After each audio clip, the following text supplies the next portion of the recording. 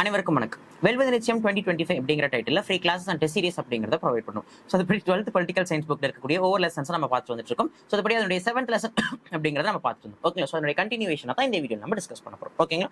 So தட்சிண பிரதேசம் என்னும் மாநில கொள்கை அப்படிங்கிறது நம்ம டிஸ்கஸ் பண்ணோம். ஏன்னா லாஸ்ட் வீடியோவில் வந்துட்டு தமிழ்நாடு மாநிலம் எப்படி உருவாக்கப்பட்டது அப்படிங்கிற கான்செப்டை பார்த்திருப்போம். ஸோ அதனுடைய கண்டினியூவேஷனா தட்சிண பிரதேசம் என்னும் மாநில கொள்கை அப்படிங்கிற கான்செப்ட் வந்து டிஸ்கஸ் பண்ணுவோம். ஸோ தட்சிண பிரதேசம் அப்படிங்கிற கோரிக்கை முதல்ல முன் வச்சது யாரு அப்படின்னா ராஜாஜி. ஓகேங்களா? ஸோ ராஜாஜி பார்த்தீங்க அப்படின்னா முதல்ல தமிழ்நாடு மற்றும் கேரளா, ஓகேங்களா? சோ இது ரெண்டு மாநிலத்தையும் ஒருங்கிணைச்சு ஒரே மாநிலமாக தட்சிண பிரதேசம் அப்படிங்கிற ஒன்று உருவாக்கணும் அப்படின்னு சொல்லிட்டு ராஜாஜி முதல்ல இந்த கோரிக்கை அப்படிங்கறத முன் வச்சிருப்பார். சோ இந்த கருத்துக்களை சி சுப்பிரமணியம், பக்தவத்சலம் போன்ற தன்னுடைய சீடர்கள் மூலம் ராஜாஜி என்ன பண்ணிருப்பார் அப்படின்னா இந்த கருத்துக்கள் அப்படிங்கிறத பரப்பியிருப்பார். சோ இது என்னாச்சு அப்படின்னா தென்னிந்திய அரசியல் கட்சியினர் பெரும்பாலானவங்க எதிர்க்கிற மாதிரியான ஒரு மிகப்பெரிய ஒரு அரசியல் பிரச்சனையா உருவெடுத்தது. ஓகேங்களா? சோ அப்போ தமிழ்நாடு கேரளா அப்படிங்கிற இந்த ரெண்டு மாநிலத்தை உள்ளடக்கி தட்சிண பிரதேசம் அப்படிங்கிற ஒரு மாநிலத்தை உருவாக்கணும் ராஜாஜி என்ன பண்ணிருப்பார் அப்படின்னா அனௌன்ஸ் பண்ணியிருப்பாரு. இதுக்கு பயங்கரமான எதிர்ப்பு அப்படிங்கறத தெரிவிச்சிருப்பாங்க. சோ மெயினா பாத்தீங்க அப்படின்னா புரட்சிகர சோசியலிச கட்சியை சார்ந்த ஸ்ரீகண்டன் அப்படிங்கிறவர், கொச்சின் கம்யூனிஸ்ட் கட்சியை சார்ந்த திரு அச்சுத மேனன், திருவிதாங்கூர் கம்யூனிஸ்ட் கட்சியை சார்ந்த திரு ஏ.கே. கோபாலன் போன்றவர்கள் தட்சிண பிரதேசம் அப்படிங்கிற கான்செப்டை கடுமையா எதிர்க்கிறாங்க. சோ இது மட்டும் இல்லாம தந்தை பெரியார் அவருடைய விடுதலை அப்படிங்கிற பத்திரிகையில் என்ன பண்றாரு அப்படின்னா இது குறித்து தலையங்கம் அப்படிங்கறது எழுதுறாரு. இது இந்த சார்ந்த கருத்துக்கள் குறித்து தன்னுடைய பத்திரிகைகள்லையும் பெரியார் எழுதுறாரு. ஓகேங்களா? சோ அது மட்டும் இல்லாம எல்லா தமிழர்களுமே தட்சிண பிரதேச அமைப்பை எதிர்த்து மெட்ராஸ் மாநில முதலமைச்சருக்கு என்ன பண்ணணும் அப்படின்னா தந்தி அனுப்புங்கள் அப்படிங்கிற விஷயத்தையும் பெரியார் தன்னுடைய விடுதலை அப்படிங்கிற பத்திரிகையில எழுதுறாரு. சோ அப்போ இந்த தட்சிண பிரதேசம் கான்செப்டுக்கு தமிழ்நாடு கேரளா மட்டும் எதிர்ப்பு தெரிவிக்க கிடையாது, கர்நாடகாவும் என்ன பண்றாங்க அப்படின்னா எதிர்ப்பு தெரிவிக்காங்க. மெயினா கர்நாடக மக்கள் கட்சியை சார்ந்த சர்தார் சரணாகவுடா அப்படிங்கிறவர் என்ன பண்றாரு அப்படின்னா இதுக்கு கடுமையான எதிர்ப்பு அப்படிங்கிறத தெரிவிச்சிருப்பார். இது எல்லாத்தையும் தாண்டியும் இந்தியா 1956 பாத்தீங்கன்னா அமிர்தசரஸ்ல நடைபெற்ற காங்கிரஸ் மாநாட்டுல ராஜாஜி இதை மீண்டும் வலியுறுத்தி இருப்பாரு. தட்சிண பிரதேசம் அப்படிங்கிற ஒண்ணு உருவாக்கணும் அப்படிங்கிற விஷயத்த ராஜாஜி மறுபடியும் வலியுறுத்தவே செஞ்சிருப்பாரு.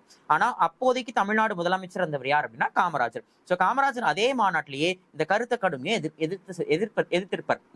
சோ தமிழ்நாட்டிலும் தாம் கலந்து கொண்ட அனைத்து பொதுக்கூட்டங்களிலும் தட்சிண பிரதேச கருத்தினை எதிர்த்தே யார் முன்மொழிஞ்சிருப்பாங்க அப்படின்னா காமராஜர் முன்மொழிஞ்சிருப்பார். சோ இதுக்கு எதிராக போராடுறதுக்கு அவர் தயாரா இருந்திருப்பாரு. இதனுடைய விளைவு தான் என்னாச்சுன்னா அந்த தட்சிண பிரதேசம் அப்படிங்கிற கான்செப்டை பிற்காலத்துல ராஜாஜி வித்ரா பண்றதுக்கு அடித்தளம் அமைச்சது. அப்போ ராஜாஜிக்கும் காமராஜரை பொறுத்த வரைக்கும் நிறைய விஷயங்கள் முரண்பாடுகள் இருந்திருந்தாலும் இந்த தட்சிண பிரதேசம் கான்செப்ட் அப்படிங்கிறது ரொம்ப முக்கிய பங்கு வகுக்குது அப்படின்னே சொல்லலாம். சோ அப்படி தமிழ்நாடு கேரளா இந்த ரெண்டு மாநிலங்களை ஒருங்கிணைச்சு தட்சிண பிரதேசம் அப்படிங்கிற ஒரு பிராந்தியத்தை உருவாக்கும் அப்படிங்கிறதா ராஜாஜியுடைய கருத்து. சோ இதுக்கு கேரளா மட்டும் இல்ல கர்நாடகா பகுதிகளை சார்ந்த அரசியல் கட்சிகளும் எதிர்ப்பு தெரிவிச்சாங்க. அப்போதைய தமிழ்நாடு முதலமைச்சர் இருந்த காமராஜரும் அதுக்கு எதிர்ப்பு அப்படிங்கறத தெரிவிச்சிருப்பாரு. பிற்காலத்துல இந்த திட்டம் அப்படிங்கிறது கைவிடப்பட்டிருக்கும்.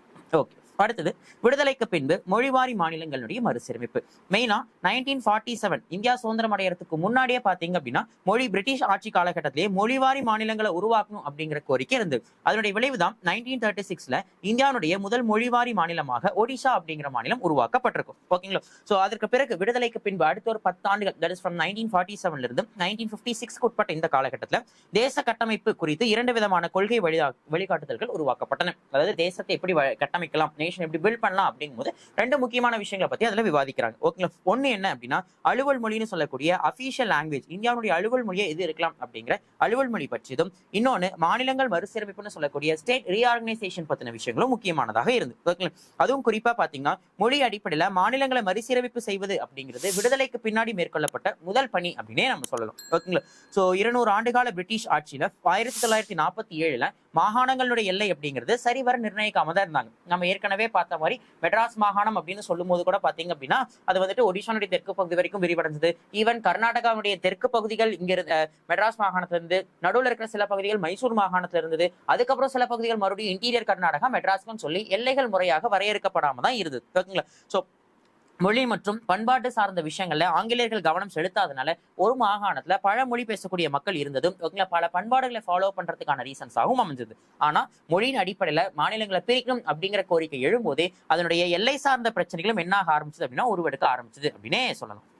சோ இப்போ தமிழ்நாடு மாநில உருவாக்கம். சோ அப்படி மொழியின் அடிப்படையில தமிழ்நாடு எப்படி உருவாக்கப்பட்டது அப்படிங்கிறத நம்ம பார்ப்போம். ஓகேங்களா? சோ தமிழ்நாடு மாநிலம் அமைக்கப்பட்டது முக்கியமாக அரசியல் நிகழ்ச்சி அப்படின்னு நம்ம சொல்லலாம். அதுவும் மொழியின் அடிப்படையில தமிழ்நாடு உருவாக்கப்பட்டது முக்கியமான ஒரு அரசியல் நிகழ்வுனே சொல்லலாம். ஓகேங்களா?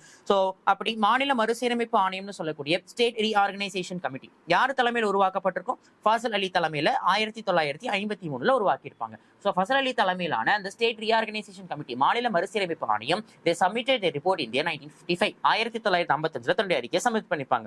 அதன்படி பாத்தீங்க அப்படின்னா மெட்ராஸ், மைசூர், கேரளா போன்ற மாநிலங்களை உருவாக்கணும் அப்படிங்கிற பரிந்துரையை கொடுத்திருப்பாங்க. அதன் அடிப்படையில மெட்ராஸ் மாநிலம் அப்படின்னு சொல்லக்கூடியது நவம்பர் 1, 1956 அன்னைக்கு உருவாக்கப்பட்டிருக்கும். ஸோ ஸ்டேட் ரீஆர்கனைசேஷன் ஆக்ட்னு சொல்லக்கூடிய மாநில மறுசீரமைப்பு சட்டம் அதே நவம்பர் 1, 1956 அன்னைக்கு போடப்பட்டு அந்த அன்னைக்கு தான் மெட்ராஸ் மாகாணத்தில் இருந்து தமிழ் பேசக்கூடியவங்களுக்காக மெட்ராஸ், தெலுங்கு பேசுறவங்களுக்கு ஆந்திர பிரதேஷ், கன்னடம் பேசுறவங்களுக்கு மைசூர் அண்ட் மலையாளம் மொழி பேசக்கூடிய மக்களுக்கு கேரளா அப்படின்னு சொல்லிட்டு மாநிலங்கள் அப்படிங்கிறது உருவாக்கியிருக்கும். ஆனா மறுசீரமைப்பு ஆணையம் பாத்தீங்க அப்படின்னா இந்த மாதிரி சில விஷயங்கள் நிறைய பரிந்துரைகளை வந்துட்டு பெருசா இம்ப்ளிமெண்ட் பண்ணல. அதுல ரொம்ப முக்கியமான விஷயம் எல்லை சார்ந்த விஷயம் அப்படிங்கறத ரொம்ப முக்கியமானதா கருதுனாங்க. அதாவது பொதுவா ஒரு பகுதி வட்டத்தில் எந்த மொழி பேசுபவர்கள் அதிக விழுக்காட்டில் வாழ்கிறார்களோ அந்த மொழி மாநிலத்துடன் அப்பகுதி இணைக்கப்பட வேண்டும் அப்படிங்கறதான் இந்த ஃபசல் அலி ஆணையத்துடைய முக்கியமானதா இருந்தது.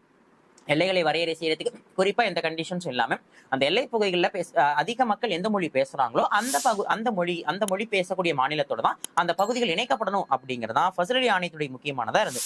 அதன்படி பாத்தீங்க அப்படின்னா கன்னியாகுமரி பகுதியில் இருக்கக்கூடிய தேவிகுளம் உள்ளிட்ட 4 வட்டங்களை பொறுத்து வேறு அளவீட்டினை பயன்படுத்துறாங்க. அதாவது பாத்தீங்க அப்படின்னா இன்னைக்கு நம்ம தமிழ்நாட்டில் இருக்கக்கூடிய கன்னியாகுமரி போன்ற பகுதிகளில் தமிழ் பேசக்கூடிய மக்கள் அதிகம் இருந்தனால திருவிதாங்கூர் சமஸ்தானத்துக்கு உட்பட்டு இருந்த அந்த கன்னியாகுமரி தமிழ்நாட்டுடன் இணைக்கப்பட்டது.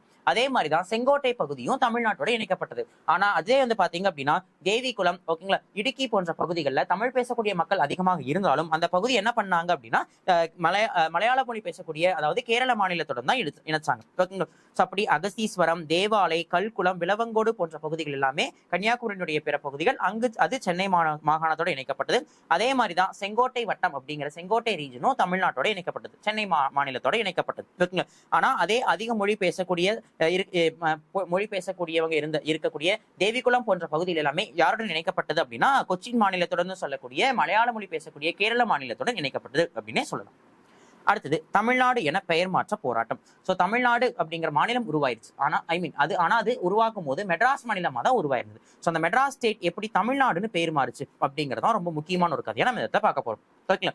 சோ மெட்ராஸ் மாநிலம் தமிழ்நாடு அப்படின்னு பெயர் மாத்துறதுக்கு நிறைய விதமான போராட்டங்கள் அப்படிங்கிறது முன்னெடுக்கப்பட்டது. ஓகேங்களா. சோ மெயினா அந்த காலகட்ட அரசியல் தலைவர்கள் சென்னை மாநிலம் தமிழ்நாடுன்னு பெயர் மாத்தணும்னு விரும்பினாங்க. ஓகேங்களா. பட் ஆனா இந்த போராட்டம் கிட்டத்தட்ட 10 ஆண்டுகளுக்கு மேல நீடிச்சுன்னே சொல்லலாம். மெயினா 1956 இருந்து 1967 வரைக்குமான காலகட்டத்தில் இந்த போராட்டம் அப்படிங்கிறது நீட்டிச்சது. ஓகேங்களா. சோ ஆனா அப்போ தமிழ்நாட்டில் ஆட்சியில் இருந்தது யார் அப்படின்னா காங்கிரஸ் அரசாங்கம். சோ காங்கிரஸ் அரசும் சரி, அதுக்கு முன்னாடி இருந்த மாநில மறுசீரமைப்பு ஆணையம், அதாவது ஸ்டேட்ஸை பிரிக்கணும்னு சொல்லியிருப்பாங்க இல்லையா, அந்த ஸ்டேட் ரீஆர்கனைசேஷன் கமிட்டி, மாநில மறுசீரமைப்பு ஆணையம் என்ன பண்றாங்க அப்படின்னா மெட்ராஸ் மாநிலத்தை பிரிக்கணும்னு தான் சொல்றாங்களே தவிர அதனுடைய பெயர் மாற்றத்தை அவங்களும் எதுவுமே பரிந்துரை செய்ய கிடையாது. ஓகேங்களா. பட் ஆனா தொடர் போராட்டங்கள் அப்படிங்கிறது முன்னெடுக்கப்படுது. அதுலயும் ரொம்ப முக்கியமா விருதுநகரை சார்ந்த சங்கரலிங்கனார் அப்படிங்கிறவர் என்ன பண்றது அப்படின்னா உண்ணாவிரத போராட்டம் அப்படிங்கிறத முன்னெடுக்கிறார். ஓகேங்களா.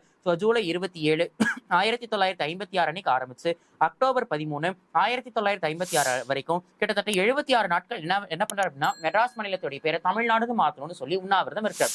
சோ இந்த உண்ணாவிரத போராட்டத்தை கைவிட சொல்லி அண்ணா போன்ற பெரியார் போன்ற பல தலைவர்கள் கோரிக்கை வச்சோம். சங்கரலிங்கனார் அதை கைவிடவே இல்லை. ஸோ கடைசி வரைக்கும் உண்ணாவிரதம் இருந்து உயிரிழத்திருவார். ஓகேங்களா. ஸோ அதுக்கு மெயினான ரீசன் மெட்ராஸ் மாநிலத்துடைய பேரை தமிழ்நாடுன்னு மாற்றணும். ஸோ அப்போ ஆட்சியில் இருந்தது யார் அப்படின்னா காங்கிரஸ் அரசாங்கம். ஓகேங்களா. ஸோ இதனால எதிர்கட்சிகள் என்ன பிரச்சாரம் பண்ண ஆரம்பிச்சாங்க அப்படின்னா, அதாவது அப்போ எதிர்கட்சியாக இருந்த திமுக என்ன பிரச்சாரம் பண்ண ஆரம்பிச்சாங்க அப்படின்னா மெட்ராஸ் மாநிலத்துடைய பேரை தமிழ்நாடு நாங்கள் மாத்தோம் அப்படிங்கிறது தான் அப்போ திமுக தலைவராக இருந்த அண்ணாதுரை, திமுக பொதுச் செயலாளர் இருந்த அண்ணாதுரை வைத்த முக்கியமான ஒரு எலெக்ஷன் மேனிஃபெஸ்டோ, தேர்தலுடைய முக்கியமான ஒரு வாக்குறுதி அப்படின்னே சொல்லலாம். ஓகேங்களா. சோ அதற்கு பிறகு நெடிய போராட்டங்கள், அது எல்லாத்துக்கும் பிறகுதான் 1967 தேர்தலில் காங்கிரஸ் டிஃபீட் ஆகி யார் ஆட்சி அமைக்கிறாங்க, டிஎம்கே கவர்மெண்ட் ஃபார்ம் பண்றாங்க. டிஎம்கே கவர்மெண்ட் ஃபார்ம் பண்ணதுக்கு பிறகு இந்தியா 1969 ஜனவரி 14 பாத்தீங்க அப்படின்னா மெட்ராஸ் மாநிலத்தினுடைய பேர் அப்படிங்கிறது தமிழ்நாடு அப்படின்னு சொல்லிட்டு பெயர் மாற்றம் செய்யப்படுகிறது.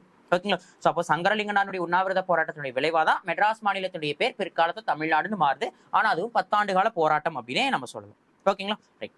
அடுத்தது பன்முக கலாச்சாரம், வேற்றுமை மற்றும் தேச கட்டமைப்பினுடைய செயல்பாடுகள். ஓகேங்களா. சோ இந்தியா அப்படிங்கிறது பல கலாச்சாரம் இருக்கக்கூடிய, பல மொழி பேசக்கூடிய மக்கள் இருக்கக்கூடிய ஒரு நாடு. ஓகேங்களா. சோ அப்போ இந்தியாவை கட்டமைச்சதுல முக்கிய பங்கு வகிச்சவங்க அப்படின்னு சொல்லும் போது எப்படி நம்ம ஜவஹர்லால் நேரு, சர்தார் வல்லபாய் பட்டேல சொல்றோமோ அதே மாதிரி மகாத்மா காந்தி நம்ம சொல்லலாம். ஓகேங்களா. ஏன்னா சுதந்திரம், மக்களாட்சி, மக்களின் விருப்பம், உரிமைகள், அவர்களின் மொழி, கலாச்சார அடையாளங்கள் மற்றும் அவர்களின் பொருளாதார மேம்பாடு ஆகியவைதான் தேச கட்டமைப்புக்கு அடிப்படை அப்படிங்கிறத அந்த காலகட்டத்து தலைவர்கள் கருதுனாங்க. அப்படி ஜவஹர்லால் நேருவும் சரி, மகாத்மா காந்தியும் சரி, இந்தியாவை வந்துட்டு ஒரு மதவாத கலாச்சார தேசியவாதமாக உருவெடுக்க விரும்பல. அதாவது ஒரு ஹிந்து ரிலீஜியஸ் கண்ட்ரி, ஒரு இஸ்லாம் ரிலீஜியஸ் கண்ட்ரி அப்படின்னு சொல்லிட்டு மதவாத கலாச்சார தேசியவாதத்தோட நாடா அவங்க ரெண்டு பேருமே அதை கருத விரும்பல. அதை தாண்டி பன்முக சமூக அமைப்பையே ரெண்டு பேருமே ஏத்திக்கிட்டாங்க. ஓகேங்களா? சோ அதாவது பாத்தீங்க அப்படின்னா பன்முக கலாச்சாரம், ஓகே, சோ கல்ச்சரல் டைவர்சிட்டி இருக்கக்கூடிய ஒரு சொசைட்டியா தான் இந்தியா இருக்கணும் அப்படிங்கறத அவங்க ரெண்டு பேரும் ஏத்துக்கிட்டாங்க. ஓகேங்களா? சோ இருந்தாலுமே நாடாளுமன்றத்தினுடைய அலுவல் மொழியாக ஹிந்தி அப்படிங்கிறது ஏற்றுக்கொள்ளப்பட்டிருந்தாலும் ஆங்கிலம்னு சொல்லி அனைத்து தரப்பட்ட மக்களுக்கும் ஏத்த மாதிரியான கம்யூனிகேட் பண்ணக்கூடிய லாங்குவேஜாக ஆங்கில கலாச்சாரம் அப்படிங்கிறதும் பிற்காலத்துல ஆட் பண்ணப்பட்டிருக்கும். இனிஷியலா அது நீக்கப்பட்டிருந்தாலும் ஆங்கிலம் அப்படிங்கிற இங்கிலீஷ் லாங்குவேஜ் கல்ச்சர் உள்ளுக்குள்ள ஆட் ஆயிருக்கும். ஓகேங்களா? சோ இப்படி இந்தியா அப்படிங்கிறது வெறும் ஒரு மொழிக்கானதாக மட்டும் இல்லாம, இல்ல ஒரு மதத்தினருக்காக மட்டுமே இல்லாம, ஓகேங்களா, பன்முகத்தன்மை கொண்ட ஒரு கலாச்சாரமாக உருவெடுக்கணும் அப்படிங்கிறத காந்தி, நேரு போன்றவர்கள் விரும்பி இருப்பாங்க, வலியுறுத்தி இருப்பாங்க. அதன்படிதான் இந்திய தேசம் அப்படிங்கிறதும் கட்டமைக்கப்பட்டிருக்கும். So the nation was also built on this cultural diversity. ஓகேங்களா? சோ இதோட இந்த லெசனுடைய கான்செப்ட்ஸ் அப்படிங்கிறது கம்ப்ளீட் ஆகுது. இதனுடைய புக் பேக் கொஸ்டின்ஸ் அப்படிங்கிறத நம்ம பார்த்துருவோம். காலனிய ஆட்சி காலத்தில் 21 குண்டுகள் முழங்கும் மரியாதை எத்தகைய சுதேச அரசுகளுக்கு வழங்கப்பட்டதுன்னா, பிரிட்டிஷ் கிழக்கிந்திய கம்பெனியோடு நெருங்கிய உறவு வைத்திருந்த சுதேச அரசுகள். இந்திய விடுதலைக்கான போராட்டம் என்ற நூலின் ஆசிரியர் யார் அப்படின்னா பேராசிரியர் பிபின் சந்திரா. மாநில மறுசீரமைப்பு சட்டம் 1956 படி கீழ்கண்ட மாநிலங்கள் எவை மறுசீரமைக்கப்பட்டன? ஆந்திர பிரதேசம், மேற்கு வங்காளம், மத்திய பிரதேசம் மற்றும் கோவா. ஆக்சுவலா கோவா பிற்காலத்துல தான் உருவாயிருக்கும். பட் இந்த இடத்துல நமக்கு ஆப்ஷன்ஸ் வேற எதுவும் இல்லை, அதனால நம்ம இந்த ஆப்ஷனை சூஸ் பண்றோம். நிலம் கையகப்படுத்துதல்னு சொல்லக்கூடிய நில ஆர்ஜிதம் எவ்வாறு செயல்படுத்தப்படுகின்றது, எவ்வாறு இழப்பீடு அளிக்கப்படுகின்றது அப்படின்னா ஆன்சர் இஸ் ஆப்ஷன் ஏ. உள்ளூர் மக்களின் ஒப்புதல் பெற்று மற்றும் நல்ல திட்டங்களுடன் இழப்பீடு அளித்து. பெரியார் ஈவே ராமசாமியின் சுயமரியாதை இயக்கம் கீழ்கண்டவைகளில் எதனை தூண்டியது அப்படின்னா தமிழ் தேசியவாத விழிப்புணர்வை எழுப்பியது. மாநில அரசாங்கங்கள் அந்நிய அல்லது தனியார் முதலீட்டை நாட வேண்டிய காரணங்கள் யாவை? ஒன்றுக்கும் மேற்பட்ட காரணங்களை ஆராய்க அப்படிங்கும் போது தனியார் பெருமளவிலான முதலீடுகளை செய்பவர், மாநிலங்களுக்கு நிதி ஒதுக்கீடு செய்வதில் மத்திய அரசு பாகுபாடு காட்டுதல், அதிகரிக்கும் வேலைவாய்ப்பின்மை, எல்லாமே வரும். So the answer is option D, மேற்கண்ட அனைத்தும். மாபெரும் எதிர்ப்பு இயக்கம் மற்றும் வன்முறை சம்பவங்களுக்கு பிறகு 1956 ஜவஹர்லால் நேரு மொழி அடிப்படையில் ஆந்திர பிரதேசம் தனி மாநிலம் அறிவிக்க நிர்பந்திக்கப்பட்டார். அந்த நிகழ்வு எது அப்படின்னு கேட்டிருக்காங்க. பொட்டி ஸ்ரீராமுலு சாகும் வரை உண்ணாவிரதம் இருந்து மறைந்தார். அப்ப ஆந்திரா உருவாக்குறதுக்கு பொட்டி ஸ்ரீராமுலுடைய உண்ணாவிரத போராட்டமும் அண்ட் தென் மெட்ராஸ் மாநிலம் தமிழ்நாடுன்னு பெயர் மாறுறதுக்கு சங்கரலிங்கானுடைய உண்ணாவிரத போராட்டமும் காரணமாக அமைந்தது.